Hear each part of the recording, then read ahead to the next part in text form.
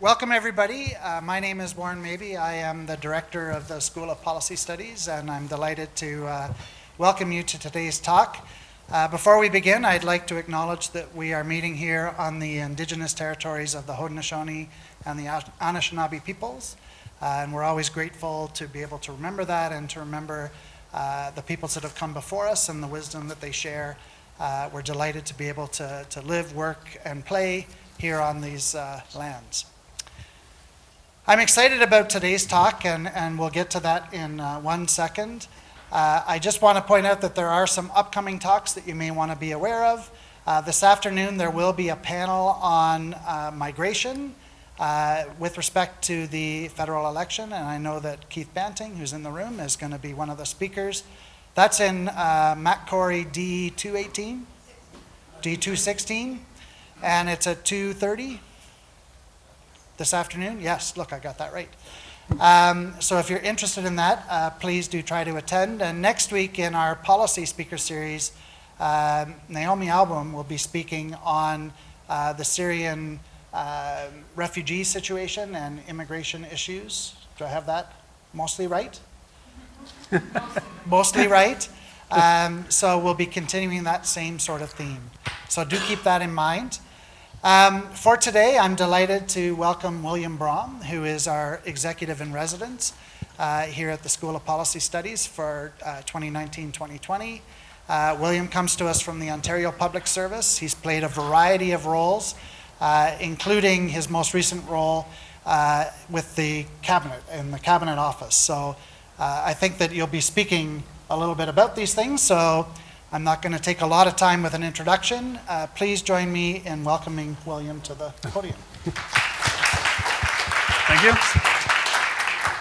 It's funny, executive in residence sounds so mature, but Naomi's here and she was one of my first deputies and now I'm nervous. If you Google my name, it used to happen, but you get a transcript from a committee proceeding at the Ontario Legislature where Naomi actually fired me. But no, what happened? I was a young whippersnapper and we were at a committee proceeding and a member of the opposition asked a question and I gave the answer and Naomi had to step in and say, oh, I just want to clarify, and then she went on to say the answer, and so I said, oh my God, I'm fired. But I wasn't. You can survive. So thank you to Warren and the school for the invitation. I'm happy to chat, although if you're going to do one of these talks, you maybe shouldn't see the other presenters before you because it's a little intimidating to think you're going to compete. Then I remembered one of the anecdotes from Mr. Siegel, who talked about former Prime Minister Mulroney saying, when they were talking about polling, that he didn't want to be compared to Moses and Jesus, just the other people on the ballot. So don't compare me to Mr. Siegel or Warren, just compare me to the last lawyer you heard talk about elections, and then I'm fine, because I've heard a lot of lawyers talk. I'm going to talk about something that not a lot is really written or talked about, and that's the work of the public service during the election and the mindset of the public service. You can find lots of material on how the parties and how transition teams feel during a transition, but there's not a lot about our work. This is what most people think. Does my clicker work? We'll do it that way. That's what most people think the public service is doing during an election. That's what most people think we're doing most of the time. But there's actually very interesting work, and it's a fascinating time to be in the public service. And it's really about two things that I'll talk about: the business of government and then the business of government formation. And what's interesting about them is both of them are governed by a lot of conventions and practices, but they are also a bit colored by some myths that come up around election time that often lead to the misinterpretation of the conventions and practices, and I'll talk a little bit about them. The first is about what's really going on, and it's a balancing act between our duty to the government of the day and then preparing for an election outcome. And in relation to the government of the day, we have one main convention, and that is our current government is our government until they resign. and are replaced by another government. And even if we're preparing for an election outcome that might have a different government after the election, we still are serving the people who are currently in power. But before I talk about that, this is just a picture of what goes on. We're finished one of the periods which we call the pre-election period. The colors actually mean something to the public service, and I'll talk to it just a bit. So we have the pre-election period, and it's in green because it's still free rein for the government. They're the government, and they can implement their policies, and they can make new decisions. As we lead up to an election, particularly now because we have a fixed election regime federally and in many provinces, people start thinking that the government is obligated to slow down because an election is coming up. But that's not the case. The government is in full authority up until the issuance of the writ. But there are some increasing restrictions that are in place, and that's also, I think, what leads to some confusion, even in the public service, that the government is supposed to be slowing down. We often hear leading up to election, we certainly did in 2018, even months before the election, are they allowed to do that? Are they allowed to make new, and it's, yeah, they can. And before we had a fixed election regime, you often knew an election was coming up because they were making lots of new decisions and spending lots of money and building bridges and paving highways. And they're allowed to do that. But federally, they have two restrictions. One is that they don't advertise as of June 30th. That's government advertising, and except in very specific circumstances. And then there are these new Canada Election Act restrictions, and you might have heard about some of them. They relate to third-party spending, particularly on advertising, and then a digital ad registry. I don't know a lot about those details, but I know that you can now go online and you can see the digital ad registries of various social media companies, and they have to keep a record of who's advertising politically. And it's a very transparent way to see who's on digital media and what they're spending. Then we get the issuance of the writ. We already know we have a writ, and it's yellow for a reason. That's what we call our caretaker period. And federally, the restrictions become a bit more rigid. So in that period, you have your candidate spending limits, and you hear some of that. And also the third-party spending rules have been expanded to include issue advertising.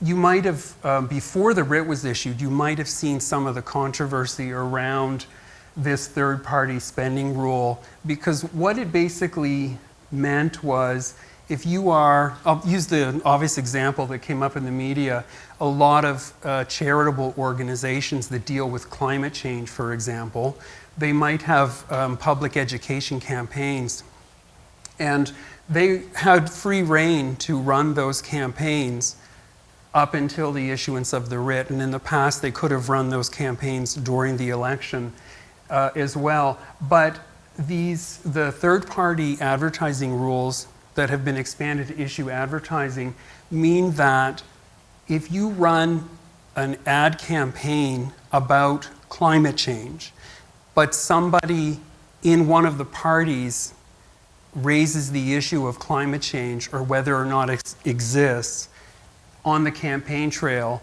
it's considered to be issue advertising, and you have to register as a third-party political advertiser.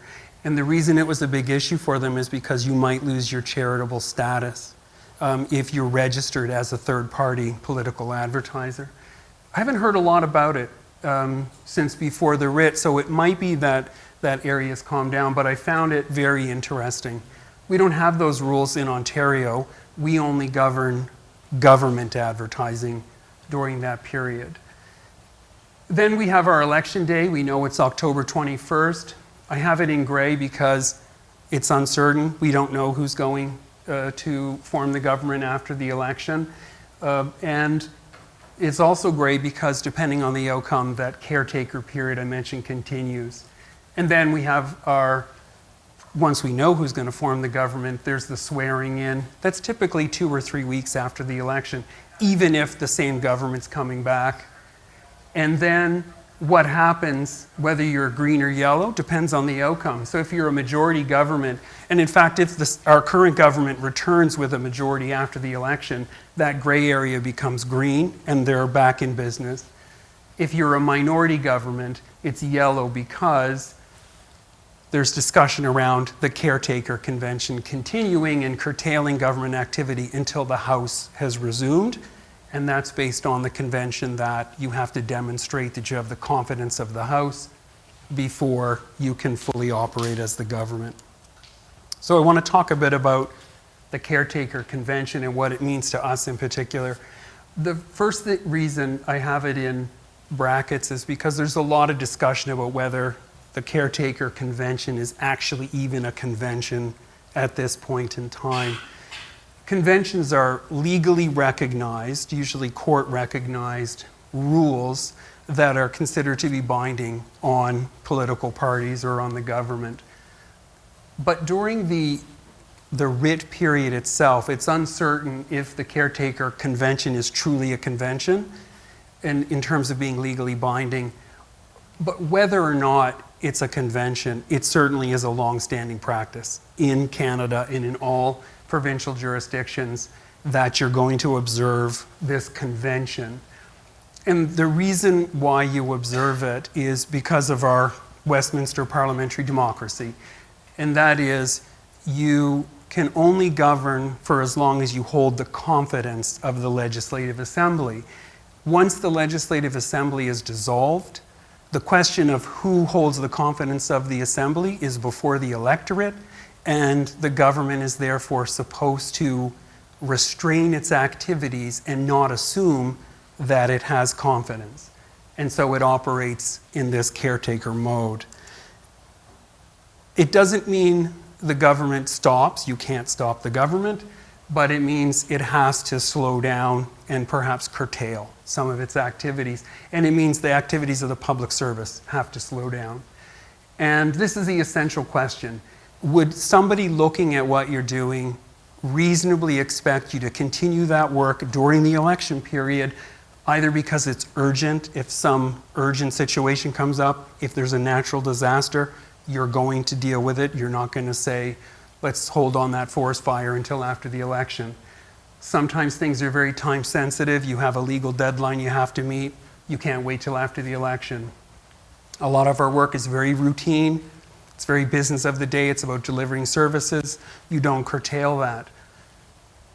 Another key element is its reversibility. One of the essential components of the caretaker practice is that the government or the public service are not supposed to make a decision during the election that is not easily reversible after the election if a different government comes into power.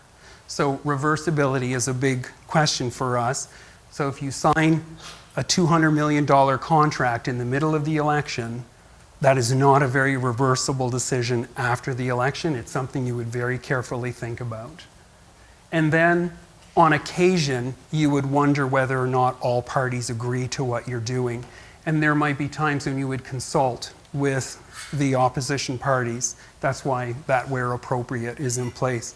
You can see all this. The Privy Council Office actually has a caretaker guideline on its website, and it's been in existence for a number of years, and it goes through these elements.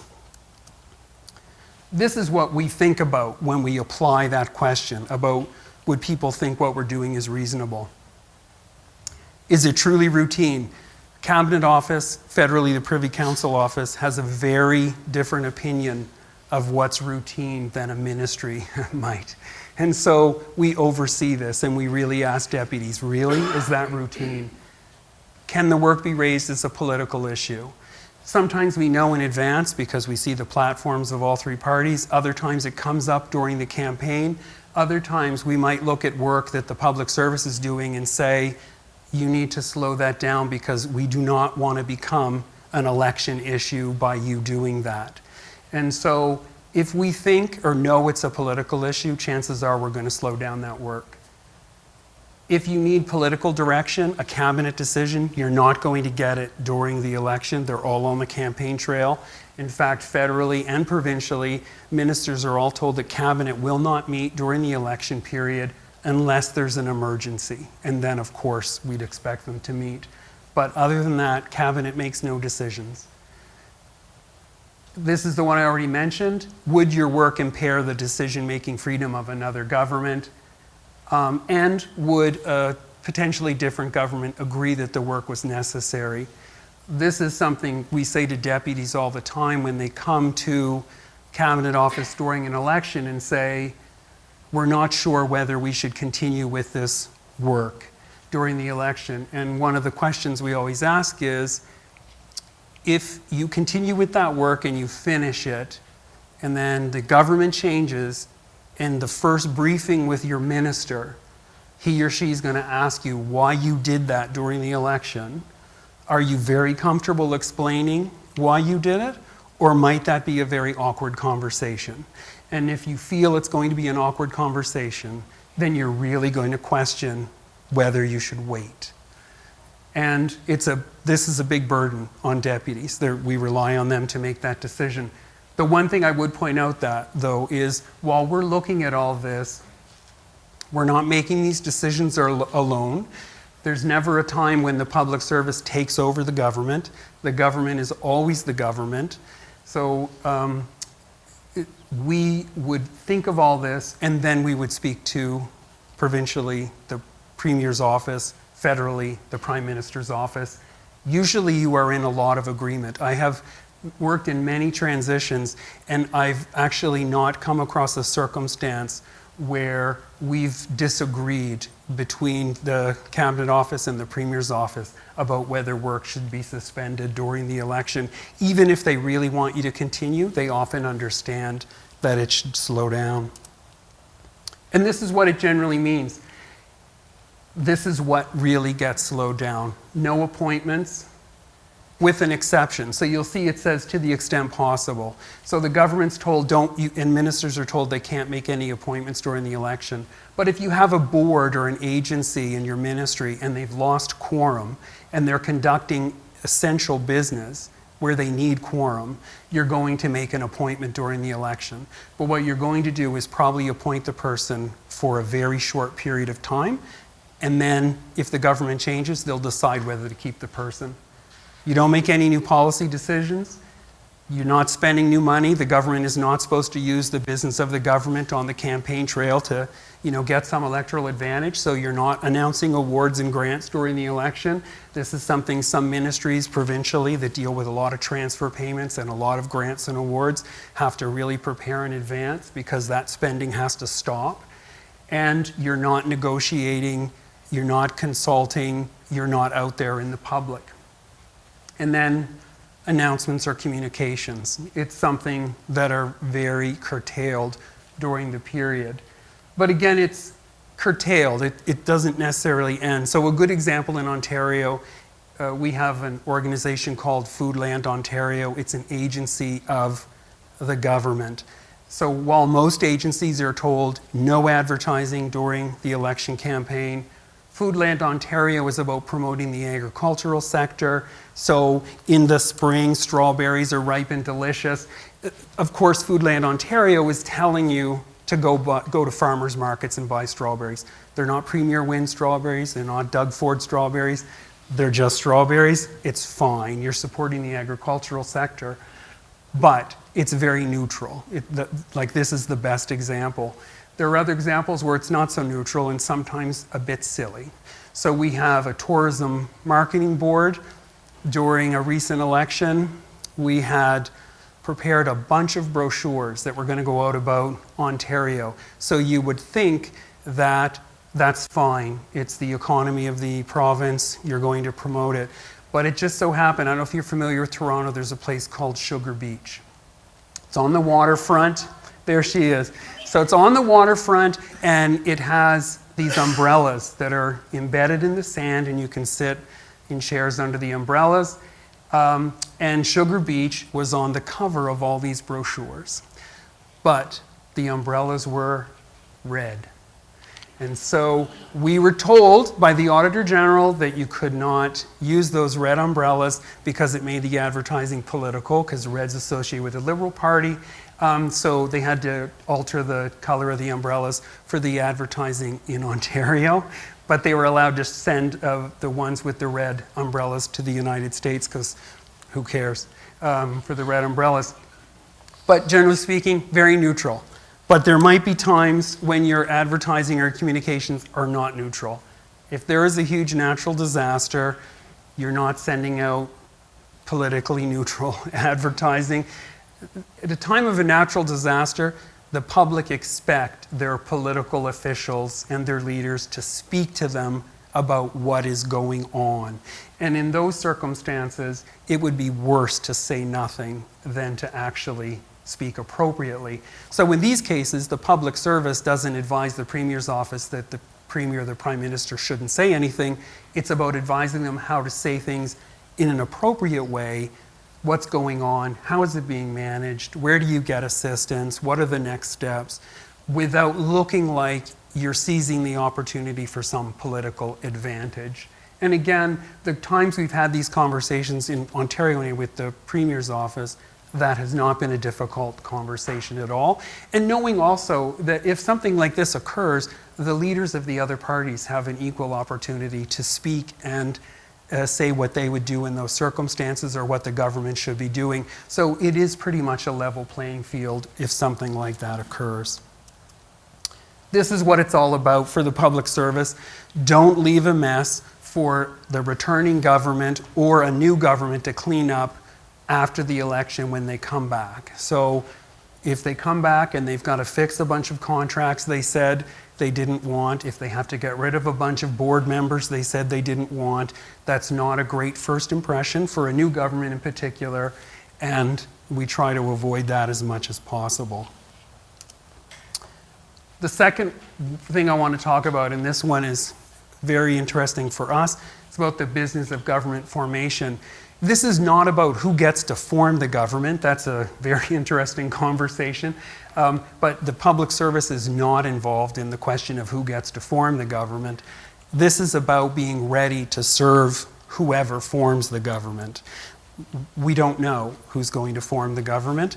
And in fact, my view is we shouldn't know who's going to form the government, because you need to be ready to assist whoever is coming in after the election.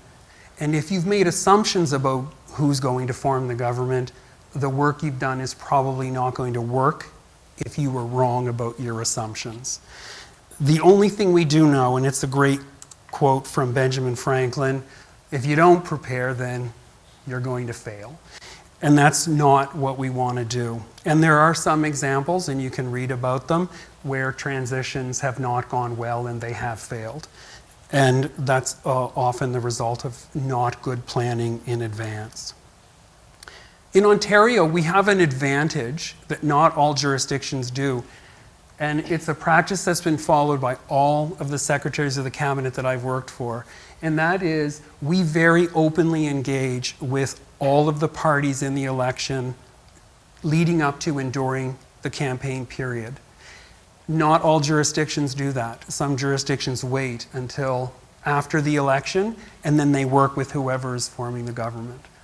But we don't do that. We reach out to all of the major parties, and we actually will brief them and talk to them about the work that we're doing to prepare for the election, and we invite them to let us know if there's any particular kind of work that they would like us to be thinking about in advance. It's not necessarily political. We offer it to everyone.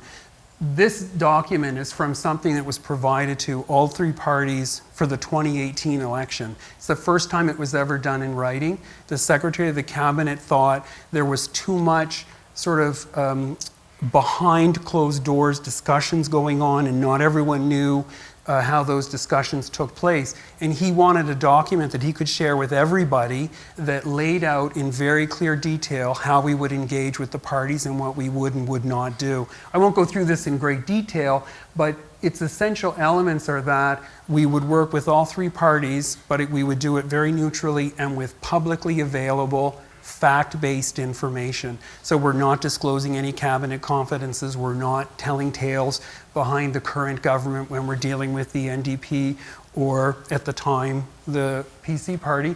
But we will provide very factual information, and we'll let them know in advance, if you form the government, these are the things you need to think about very quickly.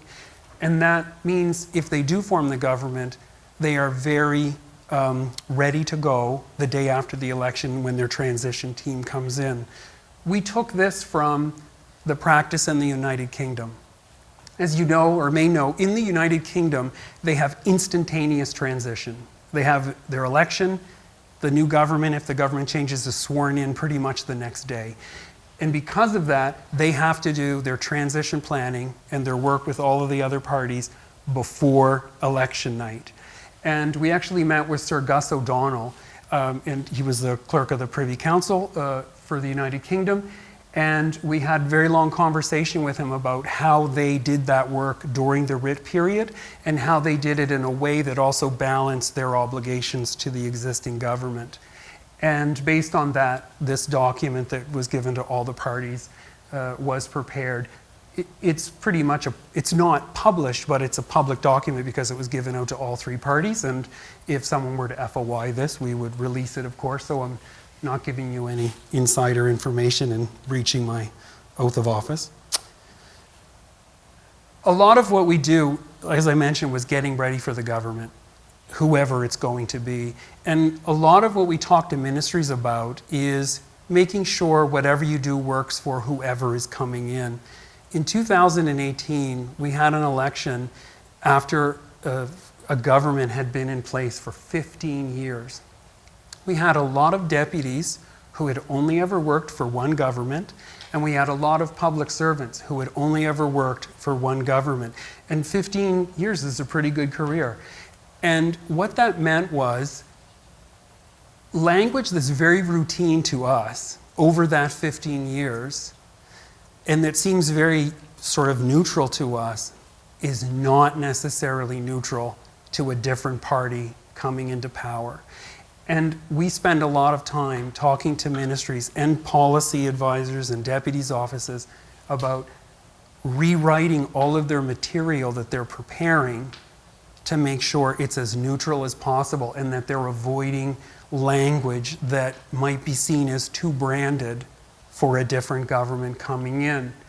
We've talked with other people that do transitions, and you hear stories about arriving for a first briefing of a new minister, and they have their binder, and they open the binder and it's full of red circles and red slashes, and they say, "We never want to see those words again."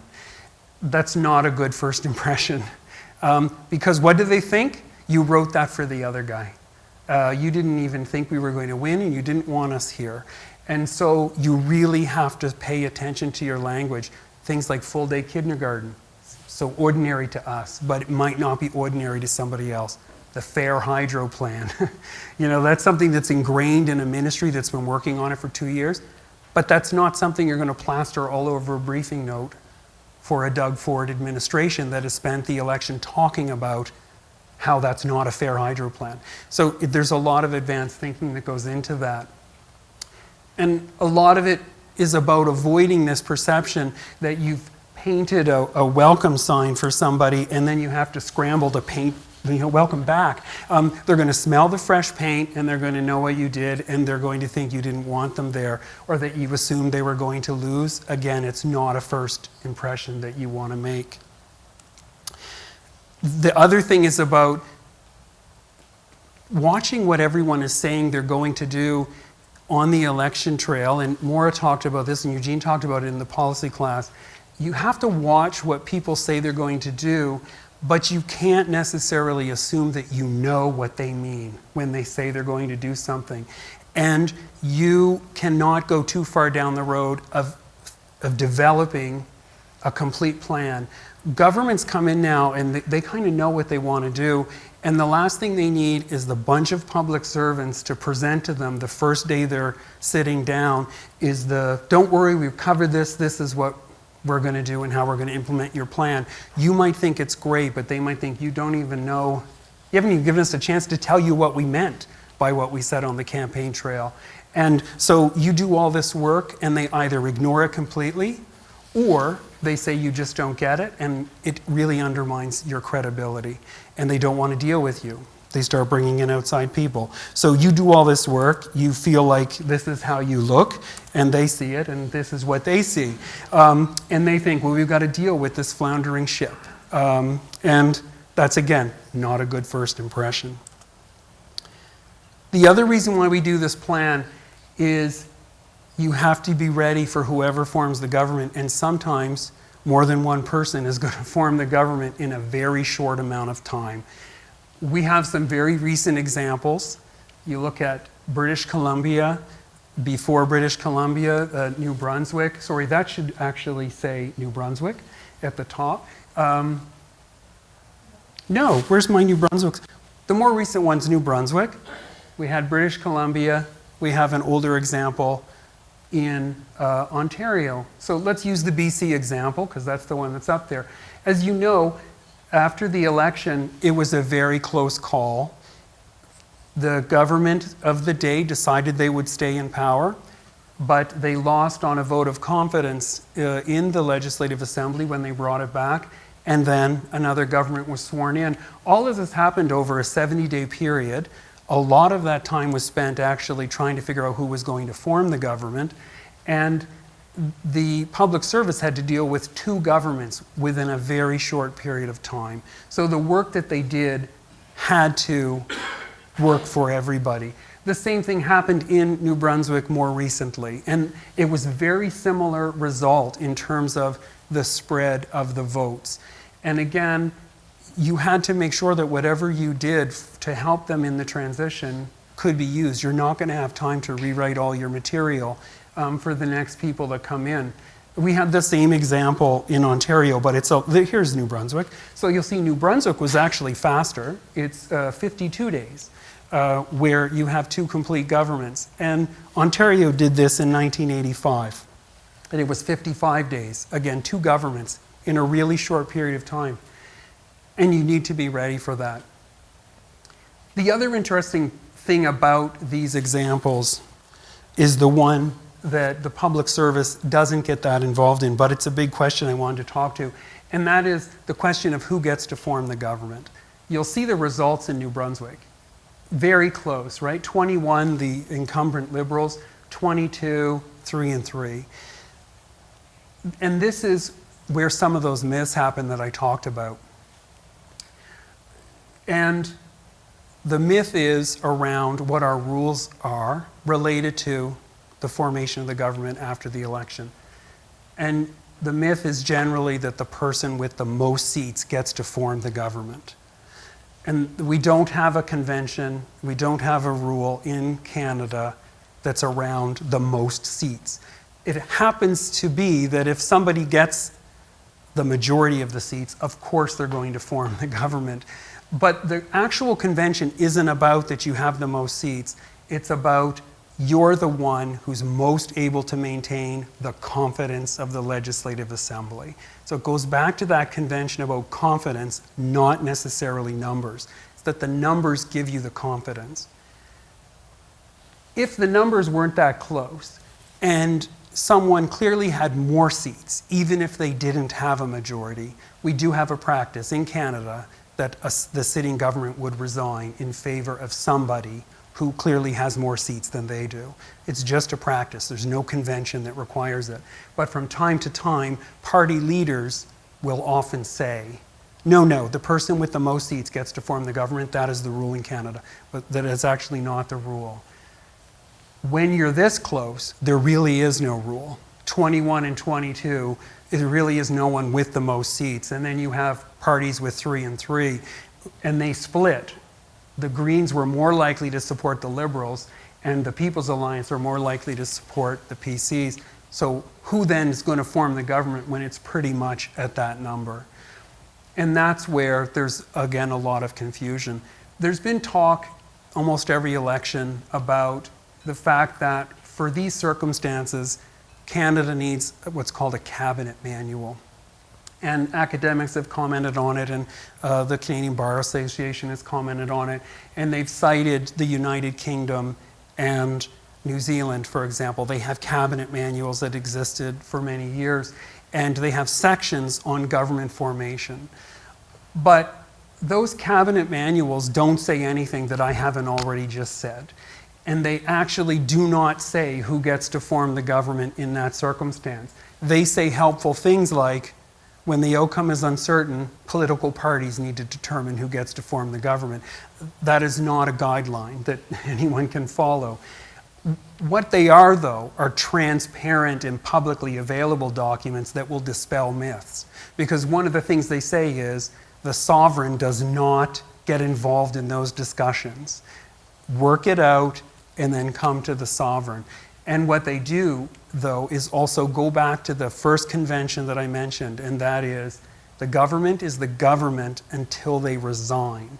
So in that circumstance, if the government chooses not to resign, that is the convention. The Governor General, or provincially the Lieutenant Governor, is going to let a government who chooses not to resign face the Legislative Assembly, and the Legislative Assembly will work out whether they have confidence or not. And in these cases, New Brunswick and BC, the Legislative Assembly decided we don't have confidence and somebody else got to govern.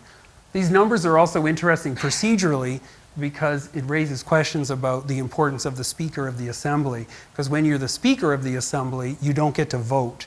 And you can see when those numbers are so close, if the Liberals have to put up the Speaker, they're down, their voting numbers down to 20. So the risk of them losing a confidence vote becomes even greater.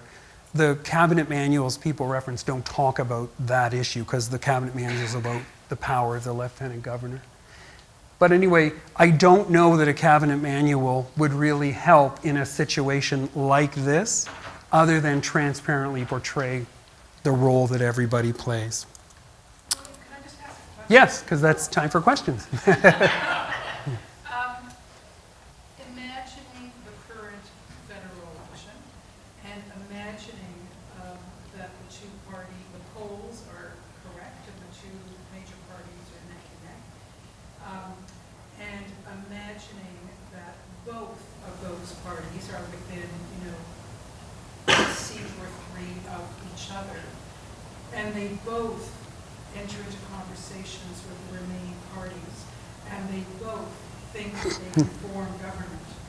Can they both go to the GG, or does the government, the incumbent government, have precedence? So the practice in Canada and provincially is that the sitting premier, because he or she is the sitting premier or prime minister, is the chief advisor to the Governor General or the Lieutenant Governor, and therefore gets the first meeting with the vice regal. And it doesn't, even with an outcome that's clearly in favor of another party, like a huge majority, it would still be the Prime Minister who would go first to the Governor General and advise her of the outcome of the election, probably resign, and recommend that she have a meeting with the leader of the other party.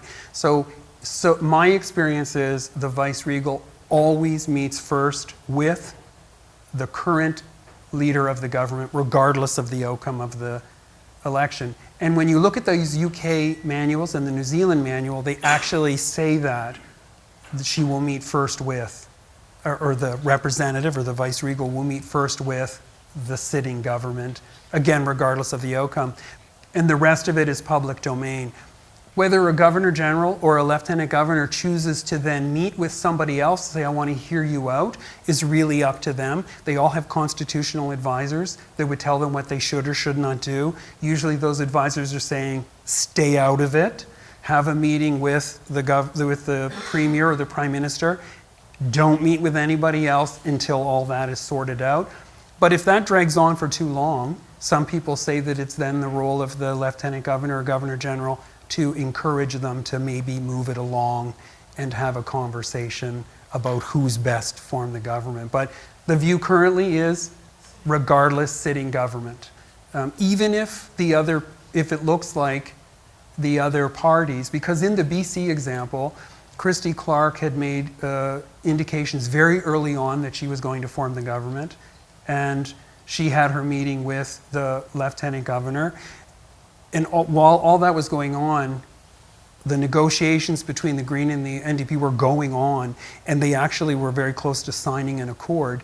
It would have been very easy for some people to say, no, they have an accord, they have a majority now, she should meet with them first because she should find out if they really mean it.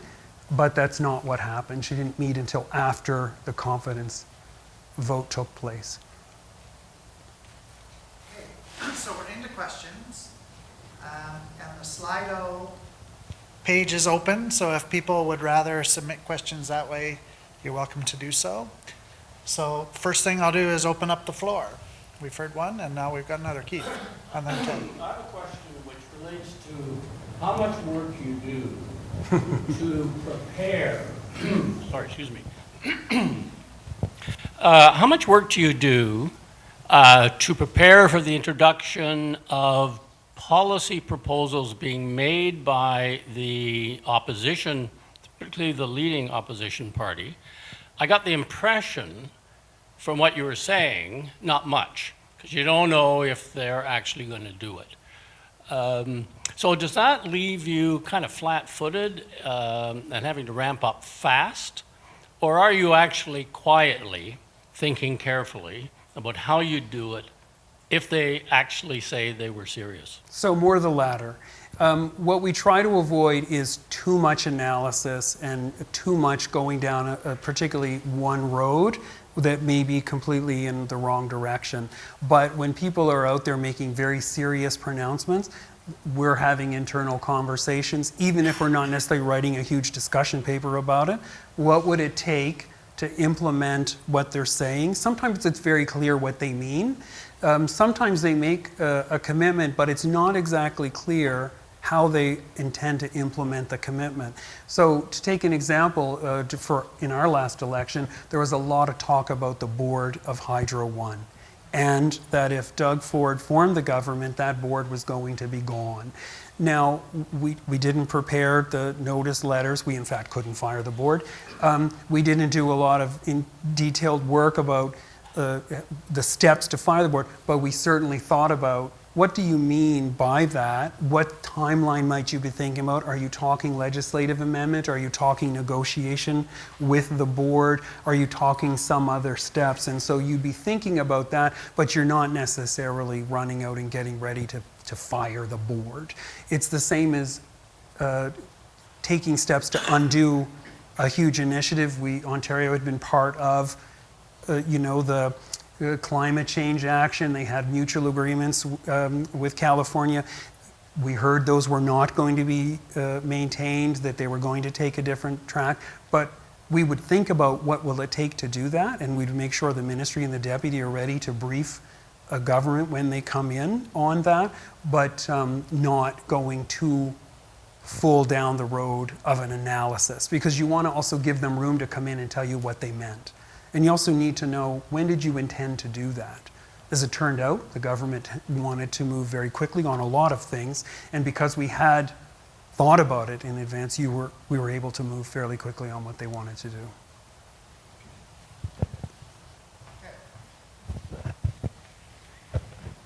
Thanks. I was just curious if you happen to know why, before 2015, the federal document which contained guidelines for ministers and others during the caretaker period, why that was a non-public document that was only made public through a Freedom of Information Act by an academic. I don't know, but I can sort of semi-guess.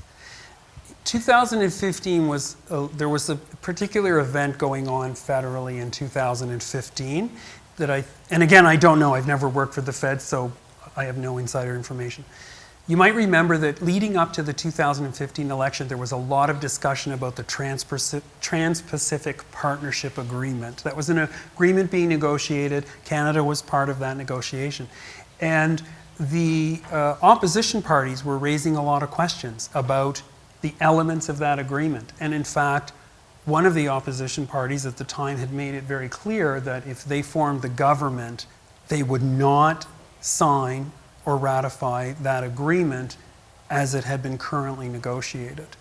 And there was continued talk about the government actually signing in principle on that agreement during the campaign period.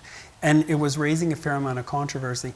It just so happens that the guidelines that you can now see online make reference to signing and negotiating international agreements.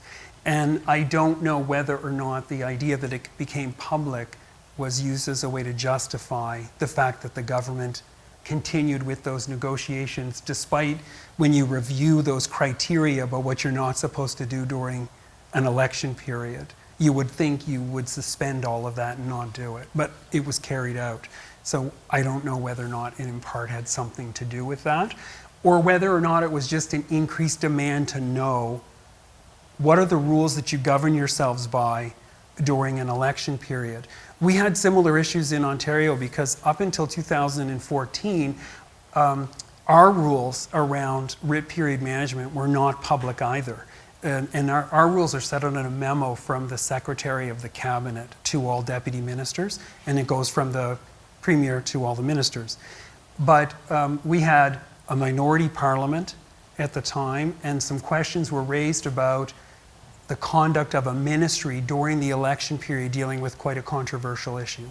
And the minister at the time made a little bit of an error and said, I was not allowed to deal with that during the election period because the rules prevented me from actually dealing with that.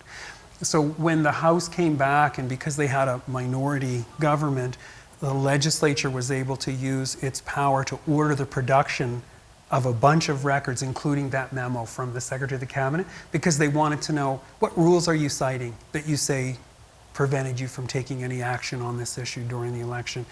And that memo became public. It's now part of the public domain. And it might be that as a result of that, there was an increased pressure on other jurisdictions to make their information public as well, to find out how consistent are these practices across governments. Again, and that's part of, I think, the increased call for a cabinet manual, because the cabinet manual also has the Caretaker Convention in it, and it sets out all of the rules that the public service and the government are supposed to follow during the election period. So it might be because we don't have that kind of transparent public memo, people were pressuring to see the existence of the rules. Do we have other questions in the room? Oh, we do. Gene? Yep. I've actually two. Okay. One is, what's the appropriate role for the public service in transition, during the election, in transition preparation, in engaging external stakeholders? And I'll give you an example, and I'll withhold the names to protect the innocent. A party puts out an election manifesto. There's a commitment on a specific policy issue. It's very general. It's essentially a slogan. Nobody knows what it means. Senior official inside contacts a stakeholder during the campaign, well before the outcome, asks, what do you think of that? What do you think that means? To help with transition advice. So that's the first question. Is that appropriate? And the second question, well, that's what I think, but it's happening. The second question is really how you separate church and state here. Imagine this scenario, and this is not a fictitious scenario either. In the Prime Minister or Premier's office, you have a very senior staff person who's responsible for policy. The election comes along, that person takes a leave of absence and goes and works on the election campaign. His or her staff, one or two of them, remain in that Prime Minister's office during the election, which is usually the case. Somebody has to keep the lights on. That office, during the campaign, asks the public service for information, advice, maybe even analysis on things that are going on in the campaign, either for that party or in another party. How do you deal with that kind of a scenario? Right. In other words, you know that it's the campaign pulling the chain of the Prime Minister's office, who in turn is pulling the public service chain in an election campaign. So on the first question, My view would be that's something in Ontario we would be discouraging greatly because it can backfire. One, because if they find out somebody who's made a campaign commitment, then you're phoning around to ask others, what do they mean? Someone might interpret that as you actually trying to undermine that as a campaign commitment and in advance undermine it, particularly if it's an opposition commitment and they think you're working on behalf of the government to get information that'll undermine it, or they think that you're making assumptions and looking too early at what they want to do. So that's something we would not do. I could talk about an example in Ontario that because it's so public through the minority legislature, you might remember we had an incident around the closure of some gas plants. And all three parties said during the election campaign in Ontario at the time that they were going to close these gas plants in Oakville and Mississauga. The Secretary of the Cabinet at the time, Shelley Jameson, the moment that came up on the election campaign, she phoned all the deputies that might possibly be involved in that and said, do not pick up your phone, do not answer any emails, do not do any work, do not talk to anybody about that issue. That is a campaign commitment. We will work on that after the election, depending on who comes in and what instructions we get from them the day after the election. And she talked about that when she appeared before a committee, and that's why I can talk about it. So very clear instruction, like we are going to wait and we're going to see, we're not going to investigate what somebody means. So I think for us, it's pretty clear. On the other one, it's a delicate balance. First of all, the government is still the government, and we work for the government. And even though ministers are on the campaign trail, and they really are candidates just like anybody else, they're still ministers. And they might get scrummed on local issues. They might get scrummed on something coming up on the campaign trail, and they might need to respond to that as ministers. And we tell ministries in advance that it's entirely appropriate to continue to provide information to your minister's office or to the premier's office during the campaign period, as long as the information you're providing is factual and neutral and directed at the ministry business. We try not to second guess somebody's motivation for how they're going to use the document, because that's not something you can always do, and it might backfire on you. And the other thing, it's a delicate balance, is if you spent your whole campaign period telling people, sorry, not doing that, no, and they win the election and they come back, it's very hard to be best friends all over again. So you're trying to maintain a good working relationship. In Ontario, at least, and probably federally, we have the secretary, and then the secretary has a committee of senior deputies.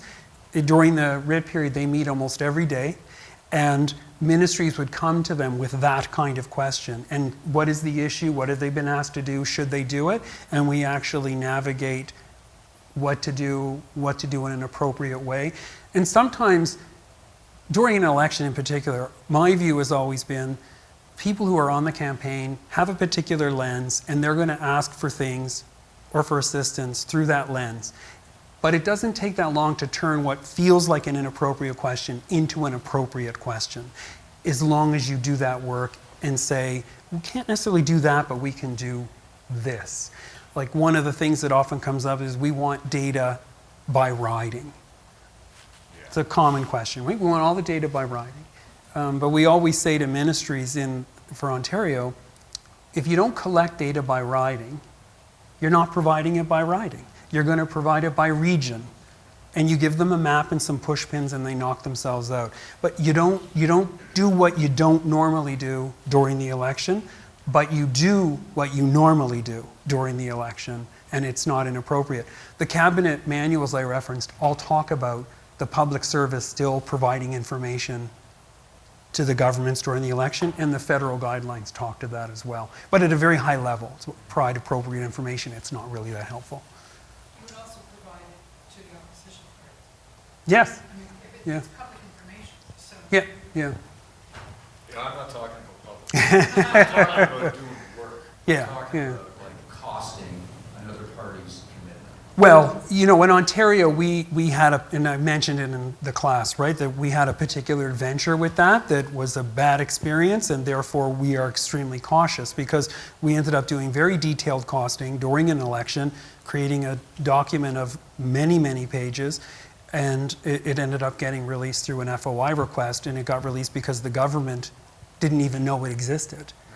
Because we were, at the time, they were just on the campaign trails, just commitments, but we continued to track it, and we actually said how much it would cost to implement. We don't do that anymore. So we're just at 1 o'clock, and I know some of our students have to get to their next class, so we're going to wrap up the formal part of the talk now. Please join me in thanking William. I think that this has been incredibly